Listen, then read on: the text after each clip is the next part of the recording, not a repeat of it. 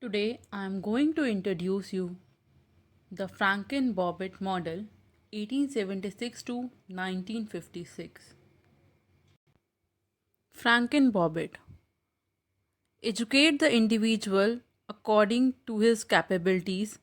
This requires that the material of the curriculum be sufficient to meet the varied need of every class of individuals in the community, and that the course of training and study be sufficiently flexible that the individual can be begin just the things that he needs. Franken-Bobbitt believes that the learning objective together with the activity should be grouped and sequenced after clarifying the instructional activities and tasks. He also view curriculum as a science that emphasizes the need of the students.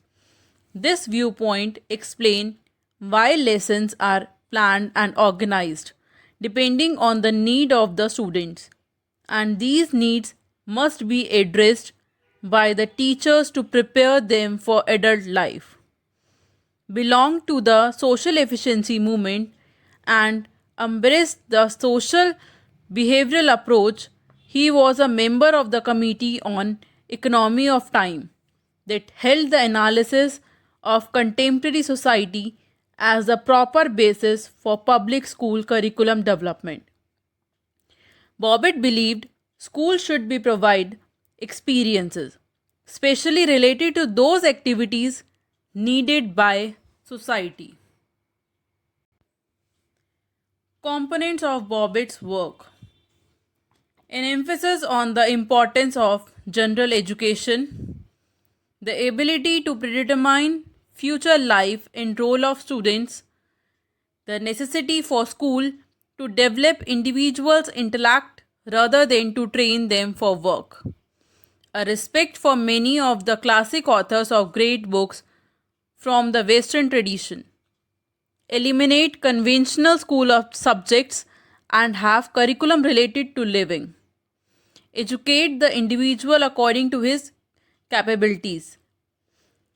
Curriculum ought to be differentiated into numerous programs, some academic and preparatory and other vocational and terminals, and that student ought to be channeled to these track on the basis of their abilities.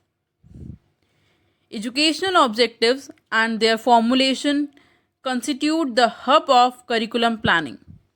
Some objectives are simple objectives that all children needed to prepare to be an adult. Other objectives are more specific to specialized occupation. Steps for curriculum planning. First step: divide life into major activities. The first step for Bobbitt was to identify the domain of activity or responsibility in which all children should develop skills. He identified 10 major fields of experience schools should deal with. These were: first, language activities; second, health activities; third, citizenship activities; fourth, general social activities; fifth, spare time activities; sixth, keeping oneself mental fit; seventh, religious activity; eighth, parental activities; ninth, unspecialized or vocational activities; and last, 10th, the labor of one's calling. Second step: analyze each major activity into specific activities. The procedure for curriculum planning, which Bobbitt referred to as job analysis, were adopted from Taylor work and begin with the identification of the specific activities that adults undertook in fulfilling their various occupational, citizenship, family, and other social roles. This process is to continue until the curriculum discovers, has found the quite specific activities that are to be performed. Step 3: create and specify objectives. Some of these objectives, according to Bobbitt, are general in nature and represented the knowledge that all children needed to prepare for their responsibilities as adult citizens. Such an education, he maintained, would be provide students with the large group of consciousness necessary for them to act together for the common good. Other objectives, however, were more specific and constituted the skills that youth needed to prepare for the array of specialized occupation that adult held in modern society. Last, Bobbitt contribution to curriculum. He mentioned that particularized and preparatory activities are essential and these activities should be based on students' abilities.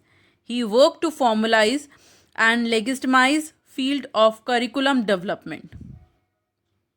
First, objectives are the starting point for curriculum making. He is the one of the first theorists who believed that identification of objectives should be the starting point of curriculum making.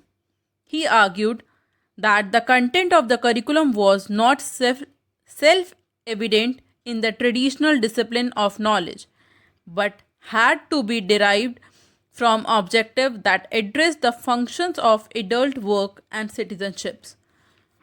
Objectives should address individual functions as a family member, workers, and citizenships along with the need of the community.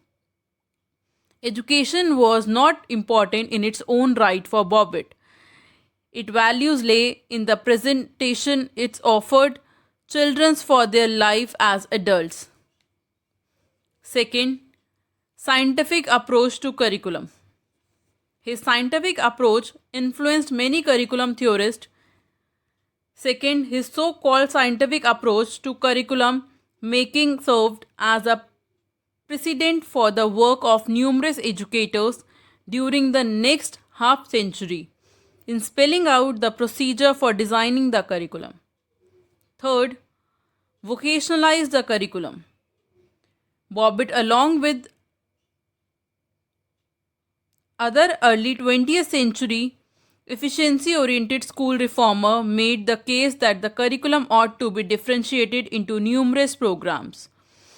Some academic and preparatory and other vocational and terminals, and that student ought to be channeled to these tracks on the basis of their abilities. His work gave direction to efforts to vocationalize the curriculum and provide legitimacy to what has become one of the most questionable features of the modern school curriculum, the practices of tracking the ability grouping. Fourth, the curriculum as an instrument of social control. Finally, Bobbitt was one of the first educators to define the curriculum as an instrument of social control or regulation for addressing the problem of modern society. True to the ideal of social efficiency, he saw the task of the school as that of instilling in youth the skills, knowledge, and beliefs that they required to function in the urban, industrial, and increasingly heterogeneous society. So, this is your Franken Bobbitt model. Thank you.